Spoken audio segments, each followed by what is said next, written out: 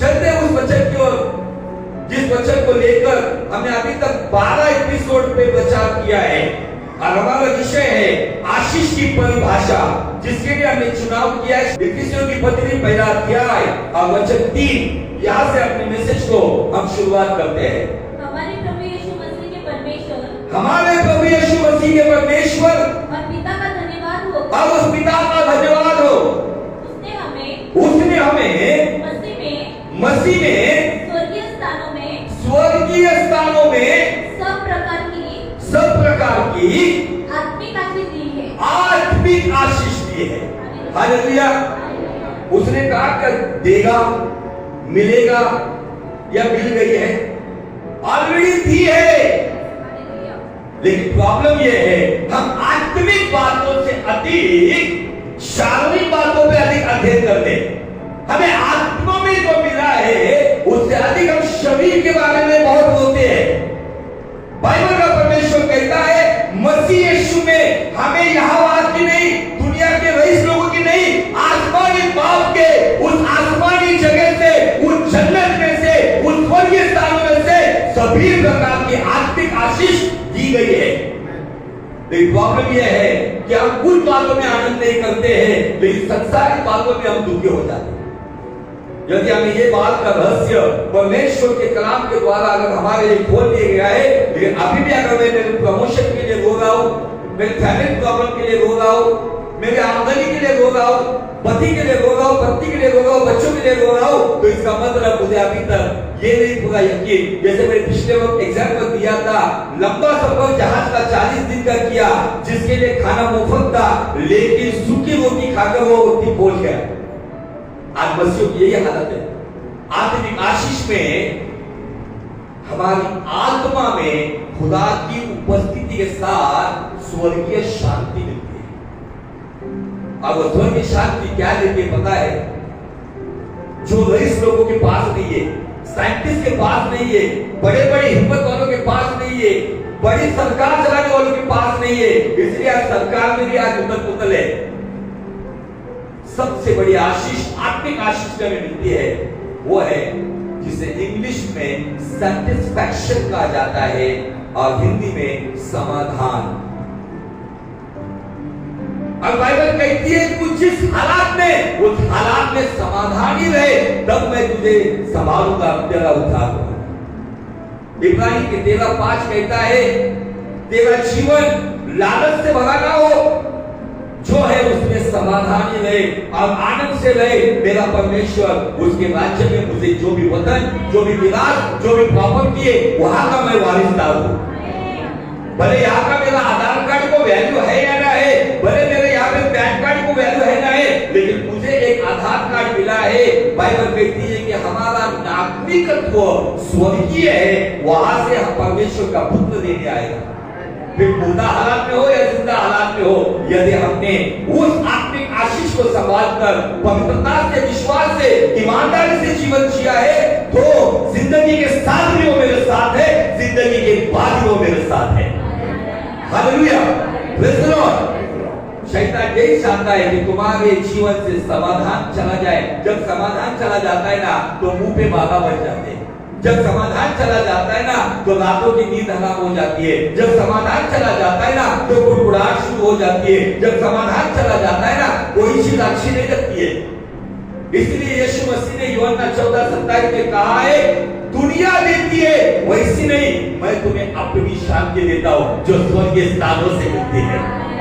Hallelujah, praise the Lord. दुनिया की शांति शायद आपकी जरूरत 2 करोड़ की होगी, कोई आपको 3 करोड़ देगा, लेकिन उसके बाद भी गुड़गुड़ाहट शुरू होगी। लेकिन स्वर्गीय शांति का मोल कोई नहीं कर सकता।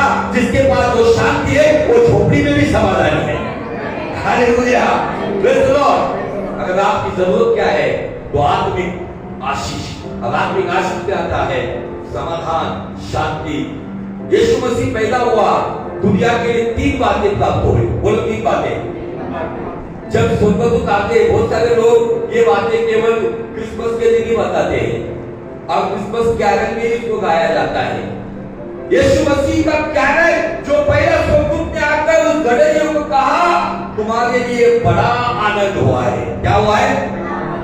फिर एक स्वर्गदूत की बड़ी फौज खड़ी हो गई, कैरेक्टर खड़ा हुआ है स्वर्ग में। उन्होंने कहा जगत के लिए शांति आई है। अब वही मुक्तिदाता कहता है मैं तुम्हारी आशा हूं। यीशु मसीह जब आता है ना तो तीन बातें हमारे जीवन में आती है। नंबर 1 आनंद, नंबर 2 शांति, नंबर 3 आशा। यूहन्ना 10:10 कहता है दुष्ट आया है चोरी करने, घात करने और नाश करने, मैं आया हूं जीवन देने और बहुतायत का जीवन देने। दुष्ट आज क्या चोरी कर रहा है? मेरा आनंद चोरी कर रहा है। क्या घात कर रहा है? मेरी अशांति का घात कर रहा है। क्या नाश कर रहा है? मेरी आशा का नाश कर रहा है। ये तीन बातें जब आपके जीवन से चली जाती है, इसका मतलब अगर यीशु की इच्छा में अगर आप नहीं चलते हो, यीशु के वचनों में अगर नहीं चलते हो, आप खुद ब खुद उस आनंद से दूर चले जाते हो। एक बार आनंद गया तो शांति जाती है, शांति गई तो आशा पाई भी जाती है। जीने का मकसद नहीं रहता, इंसान अपनी निराशा में रहता है, उन्हीं बातों पे सोचते रहता है। लेकिन उस व्यक्ति के पास भले कोई साथ दे या न दे, भले अपनी मर्जी के अनुसार हो या ना हो, जिसको पता है प्रभु का आनंद मेरी बड़ी ताकत है, प्रभु का आनंद मेरी ताकत है और प्रभु का आनंद मुझे शांति देता है। उसी शांति में मेरे पास पुनरुत्थान की आशा है। Hallelujah, praise the Lord. यदि ये समाधान हमारे अंदर है तो कोई माई का लाल मेरे जीवन में कुछ गलत कर नहीं सकता। लेकिन प्रॉब्लम ये है कि खुदावंद चाहता है कि मैं धर्मी हूँ, आप धर्मी हो जाओ। खुदावंद चाहता है मैं पवित्र हूँ, आप पवित्र हो जाओ। लेकिन प्रॉब्लम ये इंसान को केवल आशीष और केवल चिन्ह चमत्कार चाहिए, सही में यीशु मसीह का समाधान नहीं चाहिए। Hallelujah, hallelujah, praise the Lord. अब परमेश्वर इस समय में भी आपके जीवन में काम करेगा। आमीन, हालेलुया, प्रेज़ द लॉर्ड। आज अगर दुनिया में देखोगे आप, आशीष की परिभाषा चंगाई के साथ की जाती है, आशीष की परिभाषा भविष्यवाणी के साथ की जाती है, आशीष की परिभाषा केवल धन दौलत के साथ की जाती है। हाँ, आशीष का कोई भाग है, लेकिन सर्वोत्तम आशीष अगर क्या है वो आत्मिक आशीष। यदि वो सर्वोत्तम आशीष अगर आपके पास है तो आपके जीवन में भले नकारात्मक बातें क्यों न हो, आपके जीवन में भले कुछ नेगेटिव बातें क्यों न हो, लेकिन उन परिस्थितियों में भी आप बने रहोगे, उसे कहा जाता है आत्मिक आशीष। मैंने बहुतों को देखा है प्रभु का बड़ा काम करने वाले, बड़ी बड़ी बातें सिखाने वाले, लेकिन जब उनके जीवन में सताव आया, समस्या आई, वो आज कहीं पर भी नहीं। बड़े बड़े प्रचार करने से जीवन बदलता नहीं है, वो प्रचार पहले खुद को लागू करना चाहिए, उस राह में खुद चलना चाहिए, तब जाके परमेश्वर हमारे जीवन में काम करता है। मैं बहुत सारी बातें बता रही थी, लेकिन अभी एपिसोड आगे चलता रहेगा, क्योंकि इसके बाद परमेश्वर मुझे एक अलग विषय से चला रहा है, और वो विषय मैं आज आपको बताना चाहता हूँ, पवित्र आत्मा का उद्देश्य। ये विषय इसलिए लेकर आने वाला हूँ, ये थोड़ा सा बाइबल स्टडी के जैसा भी रहेगा, क्योंकि इन दिनों में लोगों ने पवित्र आत्मा के उद्देश्य को मजाक बना के रखा है। परसों कोई पंजाब का कोई नामी पास्टर या प्रॉफिट या अपोस्टल पता नहीं, बहुत लोगों ने वीडियो पोस्ट किया जिसकी बड़ी कलिसिया है, उसके ऊपर कहा गया पवित्र आत्मा आ गया, और वो इस तरीके से छटपटा रहा था कि जैसे दुष्ट आत्मा आया। मजाक बना के रखा है लोगों ने। इसलिए मुझे पवित्र आत्मा ने लीड किया है कि तू मेरे लोगों को मेरा उद्देश्य बता। इस विषय के बाद हम उस उद्देश्य की ओर जाने वाले हैं, इसलिए समझते जाओ और आगे बढ़ते चलो। चलेंगे हम थोड़ा सा पुराने नियम में चलने से पहले जिस वचन को हमने बहुत बार रिपीट किया था, नीति वचन 28:13, किसके ऊपर परमेश्वर की दया होती है, किसके कार्य सफल नहीं होते हैं। जो अपने अपराध छिपा रखता है उसका कार्य सफल नहीं होता, परंतु जो उसको मान लेता और छोड़ भी देता है उस पर दया की जाएगी। जो अपराध छिपाए रखता है, गुनाहों को छिपाए रखता है, गंदी आदत को छिपाए रखता है, वो व्यक्ति का कार्य वो कितना भी मेहनत करे, बहुत सारे लोगों को नॉलेज है, सिक्योर वर्ड का नॉलेज है, अब अभी तो गूगल पे जाओ, दुनिया भर का नॉलेज है, लेकिन ये नॉलेज आपको सफल नहीं करेगा यदि मैं मेरे गुनाहों को कबूल करके, केवल कबूल नहीं तो उसको छोड़ देने के बाद ही उस पर दया हो। आज तक मेरे कामों को दया नहीं हो रही है, मेरे जीवन में दया नहीं, उसके लिए जिम्मेदार शत्रु शैतान नहीं, उसके लिए जिम्मेदार मैं खुद हूं। क्योंकि बाइबल का कंसेप्ट कहता है कबूल कर अब छोड़ दे। लेकिन प्रॉब्लम ये है, हम सालों से कबूल करते हैं, हाँ मैं ऐसा हूं, अगर मैंने पाप किया है प्रभु के खिलाफ, यदि मैं अगर कुछ गंदी आदत में हूं, फॉर एग्जाम्पल मैं गुटखा खाता हूं और मुझे सच्चाई पता चली कि मेरा शरीर पवित्र आत्मा का मंदिर है, मैं उस गुटखा के लिए पश्चाताप कर रहा हूं, तो मेरा फर्ज बनता है उस गुटखा को छोड़ देना। ना कि प्रभु करेगा, एक दिन आएगा, प्रभु की कृपा होगी, वो एक दिन कब्रिस्तान का दिन आएगा, वो एक दिन अंतिम दिन आएगा। बाइबल कहता है आज ही उद्धार का दिन है और आज जो कबूल करेगा आप उसको छोड़ देगा, आज उस पर दया की जाएगी। ये कल तक रुकने की जरूरत नहीं है। पता नहीं रात को ही टिकट कंफर्म हो गया तो रात को ही हमारी फ्लाइट निकल गई तो उसके बाद कुछ नहीं, फिर 40वां करो, 13वां करो, कब्रिस्तान जाओ, शमशान घाट जाओ, गरीबों को खिलाओ, कुछ नहीं होगा। उसके बाद जीवित है उसी हालात में वो करना होगा। ये धर्म के कर्म अगर उद्धार देने लगे तो यीशु का इस दुनिया में आना ही व्यर्थ है। आमीन। इस वचन को इसने पढ़वाया कि आपको थोड़ा सा याद रहे, और मैं रिवीजन कुछ नहीं करूंगा। जिसको इन संदेश को सुनना है वो यूट्यूब पे जाकर आपको एक एपिसोड से सारी बातें सुनने को मिलेगी। मैं एक वचन आपके सामने गणना की किताब से लेकर आया था, शायद आपको याद है कि पता नहीं, मैं उस व्यक्ति को भी याद दिलाना चाहता हूं। बलाम जब इस्राएलियों को शापित करे, ऐसे बलाक नाम के राजा की इच्छा थी। क्यों इच्छा थी? आप घर जाकर उसको गौर से पढ़ो। गणना का गिनती का 22 अध्याय। वो राजा ने देखा कि इस्राएल लोग कैसे मिस्र से निकले, जैसे मिस्र से निकले वैसे वो जयवंत होते जा रहे। वो राजा ने सुना फिरौन जो बलवान राजा था वो उसकी सेना समंदर में समा गई। इस्राएल लोगों के लिए उनके यहोवा ने समंदर से मार्ग बनाया। वो राजा ने सुना अमालेकियों को मारा, वो लोगों को हराया, अब ये मेरी ओर आ गए हैं, इनको तो मैं मार नहीं सकता हूँ, इसलिए इसके लिए कुछ तो भी मुझे इन्हें शापित करना होगा। और उनके वहां बलाम नाम का भविष्यवक्ता था, उस नबी के पास भेजा गया। अब उस नबी को भी हमारे परमेश्वर ने जवाब दिया। हालेलुया। शायद संसार के अन्य देवता के नबी होंगे, लेकिन उनके नबी के साथ उनके खुदा बात नहीं करते। हमारा नबी हर एक व्यक्ति से बात करता है। हालेलुया। हमारा परमेश्वर हर एक नबी से बात करता है। ऐसा परमेश्वर है। उस नबी के पास उस राजा ने कुछ लोगों को धन दौलत देकर भेजा और कहा मेरे लिए आ और इस्राएलियों को श्राप दे। कुछ मसीह लोग कहते हैं इन्होंने तेरे ऊपर ये किया, ये हुआ, तंत्र मंत्र किया, नींबू फेंका, मिर्ची फेंका, अमका किया, ठमका किया। लेकिन बाइबल में इसी अध्याय में 23-23 में लिखा है इस्राएल पे ना तो तंत्र मंत्र और याकूब पे ना कोई जादू टोना होता है। इस्राएल कौन? इस्राएल का मतलब ही एक ही है, पवित्र परमेश्वर को पवित्रता से देखने वाला। याकूब कौन? जो परमेश्वर के सामने झुकने वाला। नए नियम के अनुसार जो कबूतर के समान नम्र और सांप के समान चतुर, उन लोगों के ऊपर कोई जादू टोना नहीं होता है। हमारे गरीबी में हमने तो परमेश्वर को जाना भी नहीं था। हमने वो जादू टोना करने वाले मुर्गों को खाया है, बकरों को खाया है, जो रोड पे फेंक देते थे मार के, तभी कुछ नहीं हुआ। अभी तो जिंदा परमेश्वर का लहू हमारे ऊपर है, कोई माई का नाम कुछ कर भी नहीं सकता है। हालेलुया। Praise the Lord. इस नबी को भेजा गया, तब इस नबी के साथ हमारे जिंदा परमेश्वर ने बात की। और क्या बात की?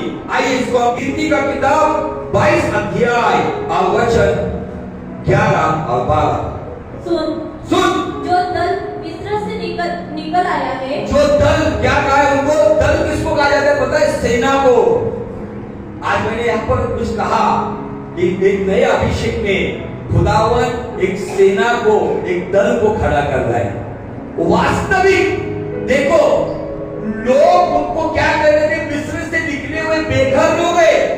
शायद आज आपको लोग साधारण समझते होंगे। एक नया रेवलेशन दे रहा हूं आपको, कितना आपको समझते हो, कितना आप आनंद करते पता नहीं।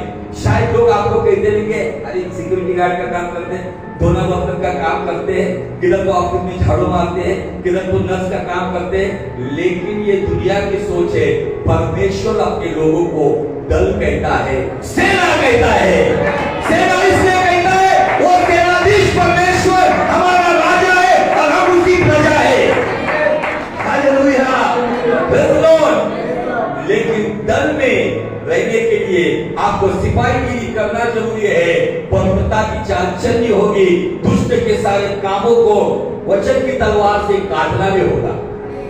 चलो आगे। उससे भूमि ढक गई है। उससे क्या लिखा है? भूमि ढक गई है। मतलब भूमि दिख नहीं गई है। जहां देखो वहां लोग ही लोग हैं। हाँ, इसलिए आकर मेरे लिए मेरे लिए उन्हें क्या दे? उनसे लड़ बोला है। उसने क्या बोला है?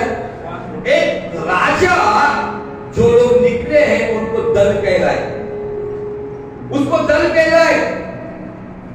उनके पास हथियार है क्या? उनके पास कोई घोड़ा है, हाथी है?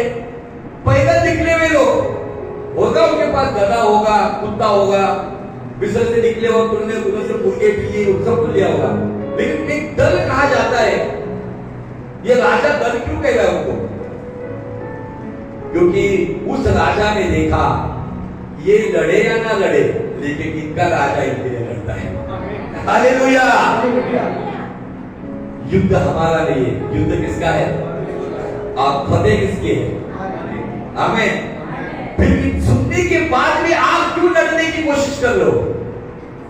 दो ना उसके हाथ में, प्रभु मैं नहीं लड़ूंगा, तू लड़, मैं तेरे पीछे पीछे। आगे। शायद संभव है कि मैं उनसे लड़कर उनको बर्बाद करूंगा। वो कहता है तू पहले शाप दे। संभव है तू शाप देने के बाद शायद कोई लंगड़ा लूला पैरालाइज हो जाए और मैं उनको लड़कर मार दूं। आगे। बर्बाद निकाल सकूंगा। हाँ। परमेश्वर ने बिलाम से कहा। परमेश्वर एक अन्य जाति के नबी के साथ कहता है। परमेश्वर ने बिलाम से कहा, तू इनके संग मत जा। तू इनके संग मत जा। उन लोगों को शाप मत दे। उन लोगों को, कौन से लोगों को? इस्राएली लोगों को क्या कह रहे हैं? वो शाप मत दे। ये पुराने नियम के इस्राएली हो गए, हम नए नियम के इस्राएली। परमेश्वर, मैं आपको बताना चाहता हूँ, यहाँ पे बैठा हुआ अगर किसी को डर लगता है, कोई आसपास वाला मुझ पे जादू टोना करता है, आज भी वो परमेश्वर उन अन्य जातियों के नबी को कहता है, ये तेरे घर के बाजू में जिसके लिए तू कुछ करना चाहता है ना, नींबू शरबत, तू उसको शाप मत दे। क्यों मत दे? आगे। क्योंकि वे आशीष के भागी हो चुके हैं। हालेलुया।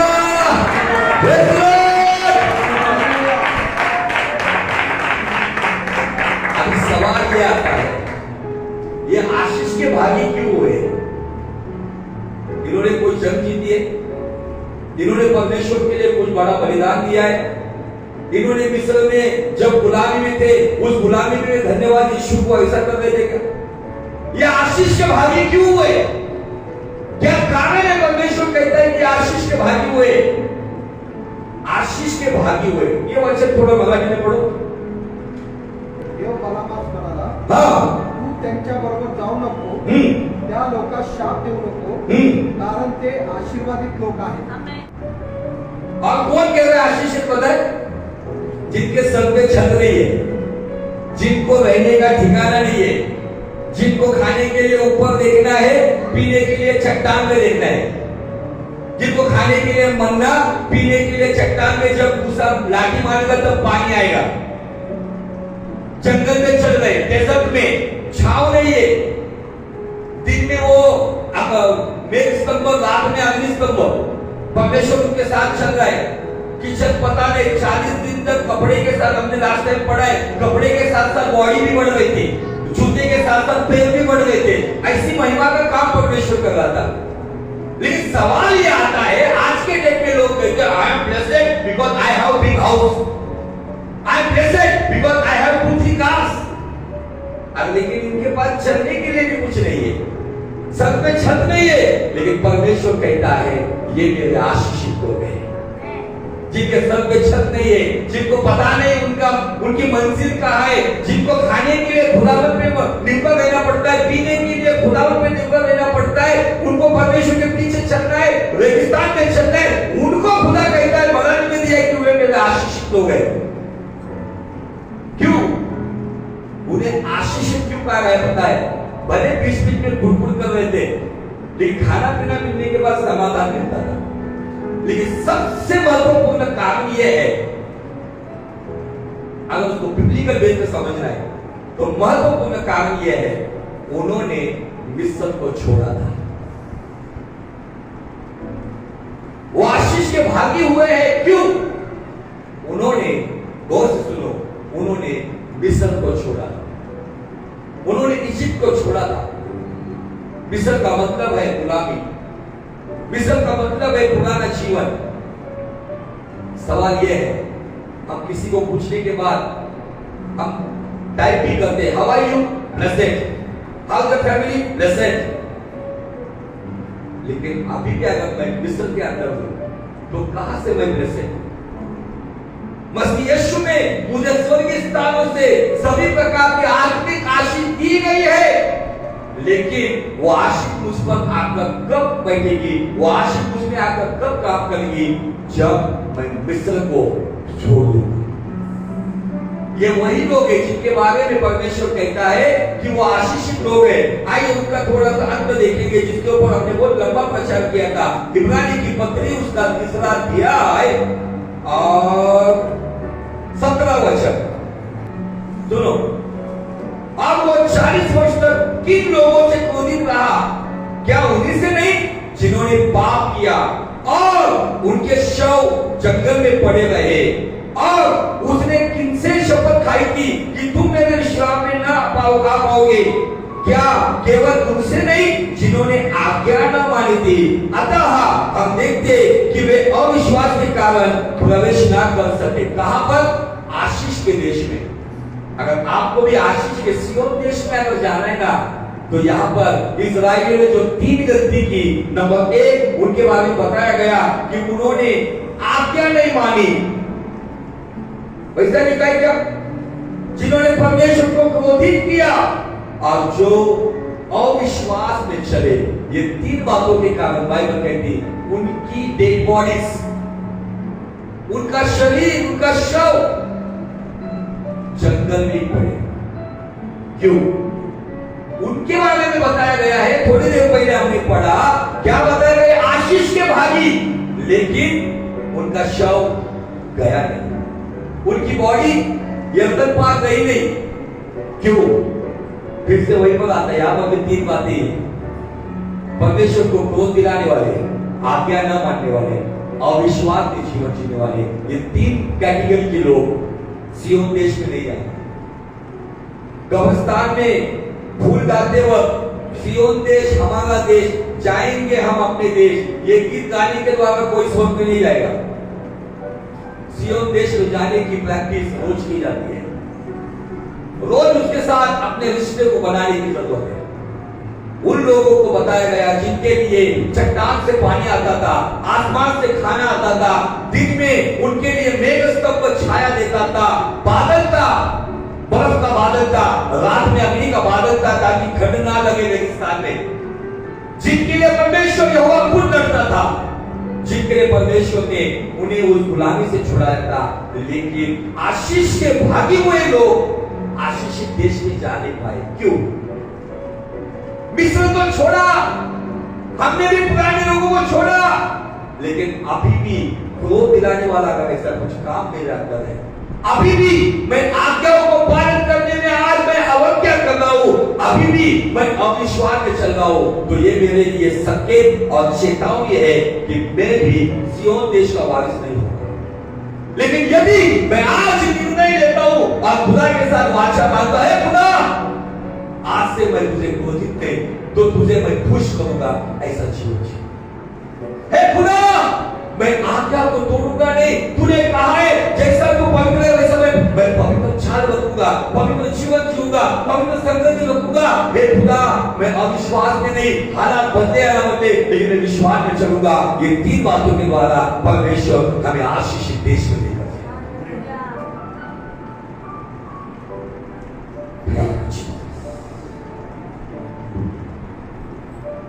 ये समय है अपने आप को जांचने,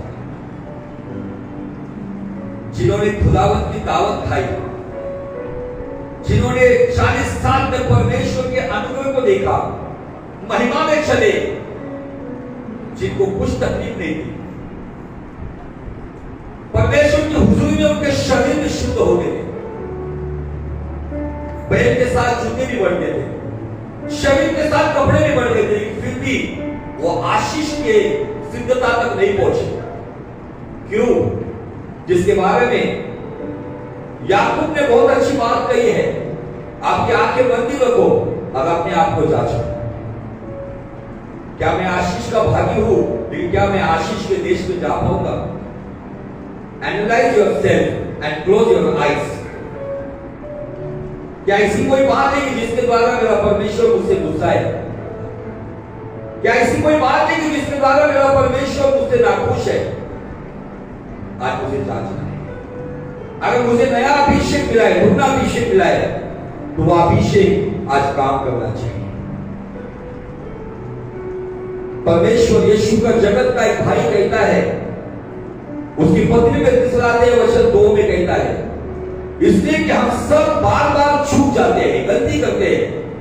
जो कोई वचन में नहीं चूकता वही सिद्ध मनुष्य है और सारी देह पर भी लगाम लगा सकता है। घर जाओ और याकूब 3:2 को अपने आप को उस आईने में देखो। मैं चूक रहा हूं काम में, बिजनेस में, नौकरी में, परिवार में, लेकिन क्या मैं वचन में भी चूक रहा हूं? इसका मतलब मैं सिद्धता तक नहीं पहुंचूंगा। इसका मतलब मेरे शरीर पर मैं लगाम नहीं लगा पाऊंगा। एक छोटी सी लगाम बलवान घोड़े को कंट्रोल में करती है, लेकिन आज मेरा जीवन आउट ऑफ कंट्रोल है। तो आज मुझे तू जांच और मुझसे बात कर। तेरा पुत्र तुझे इस संसार में था, केवल सूली पर उसने तुझे खुश नहीं किया, तो अपने जीवन से उसने तुझे हर दिन खुश किया। इसीलिए तो तूने बपतिस्मा के दिन सारी कायनात को कहा कि ये मेरा परम प्रिय पुत्र है जिससे मैं संतुष्ट हूं। क्या आज आसमानी बाप हमारे बारे में कह सकता है क्या? हाँ, ये दाढ़ी वाला रोड में आए हुए लोग, ये मेरे लोग हैं जिनसे मैं क्रोधित नहीं हूं, जो आज्ञा को तोड़ते नहीं तो अपना नुकसान हो या हमें निंदा मिले, अपमान मिले, आज्ञा पे चलते हैं। जो अविश्वास में नहीं तो परिपूर्ण विश्वास में चलते हुए मेरे लोग हैं, जिन्हें मैं मेरे आशीषित देश में लेकर जाऊं।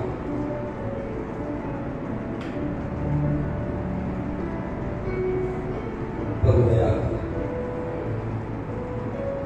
बार बार चूक करने के बाद भी तो हमारे साथ है।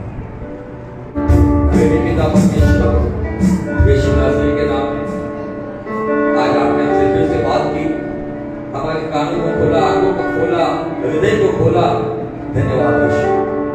प्रभु, इस दल को, इस सेना को, जो जेएनसीसी यहोवा निसी चर्च ऑफ क्राइस्ट की सेना को, प्रभु मैं आज मानता हूं कि ये मिस्र में से निकले हुए वो शारीरिक इजरायली नहीं, तो आत्मा से जुड़े हुए आत्मिक इजरायली बने। अपने जीवन से तुझे क्रोध देने वाले नहीं, आज्ञा को तोड़ने वाले तो आज्ञा को चलने वाले, और विश्वास में जीवन जीने वाले नहीं तो भरपूर विश्वास में जीवन जीने वाले लोग बना, ताकि प्रभु उन्हें देखकर तू आज भी ये कहे कि ये लोग हैं मेरे जो आशीष के भागी हुए। ऐसा क्या मांगे तुझसे? मांगने से अधिक आपने किया है। प्रभु आपने हमसे बात की इसलिए धन्यवाद, नया काम के लिए धन्यवाद। आपकी इच्छा को हमारे जीवन में पूरा करने का यही एक मकसद को आपके साथ तक पूरा करने के लिए पवित्र आत्मा में पवित्र जीवन जीने के लिए विश्वास से आपके साथ तक वफादार रहने के लिए यीशु के नाम में वो अगुवाई कर। धन्यवाद राज। बड़ी प्रार्थना छोटी प्रार्थना ऐसा लिखा नहीं है, प्रार्थना का जवाब वो देता है। विश्वास करता हूं कि ये दल ये सेना निश्चय तेरे राज के लिए बहुतायत से बड़े काम करने के लिए आने वाले दिनों में तू इस्तेमाल करेगा। यीशु के नाम में मांगते हैं, सुन और ग्रहण कर देना। आमीन।